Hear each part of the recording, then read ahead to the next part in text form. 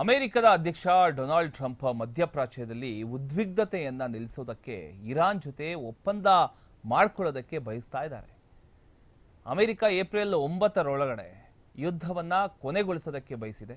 ಆದರೆ ಹೊಸ ಮಾತುಕತೆಗಳಲ್ಲಿ ಹಾಕಲಾದಂತಹ ಏನೋ ಷರತ್ತುಗಳು, ಆ ಷರತ್ತುಗಳನ್ನು ಒಪ್ಪೋದಕ್ಕೆ ಇರಾನ್ ಒಪ್ಪೋದು ಸಾಕಷ್ಟು ಅನುಮಾನ ಅಂತ ಇಸ್ರೇಲ್ ಅಧಿಕಾರಿಗಳು ಹೇಳ್ತಾ ಇದ್ದಾರೆ.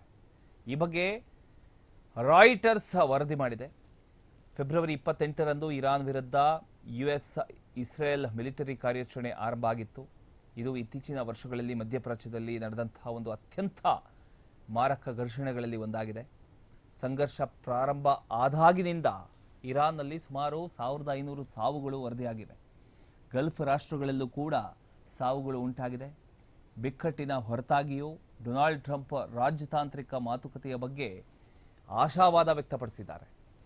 ಸೋಮವಾರ ಸಾಮಾಜಿಕ ಮಾಧ್ಯಮ ಪೋಸ್ಟ್ನಲ್ಲಿ ಈ ಬಗ್ಗೆ ಬರೆದುಕೊಂಡಿರತಕ್ಕಂಥ ಟ್ರಂಪ್, ಯುಎಸ್ ಮತ್ತು ಇರಾನ್ ಮಧ್ಯಪ್ರಾಚ್ಯದಲ್ಲಿ ಹಗೆತನವನ್ನು ನಿಲ್ಲಿಸುವ ಉತ್ತಮ ಹಾಗೂ ಉತ್ಪಾದಕ ಮಾತುಕತೆಯಲ್ಲಿ ತೊಡಗಿಸಿಕೊಂಡಿದೆ ಅಂತ ಹೇಳಿದರು. ಆದರೆ ಇರಾನ್ ಈ ಹೇಳಿಕೆಯನ್ನ ನಿರಾಕರಿಸಿತು.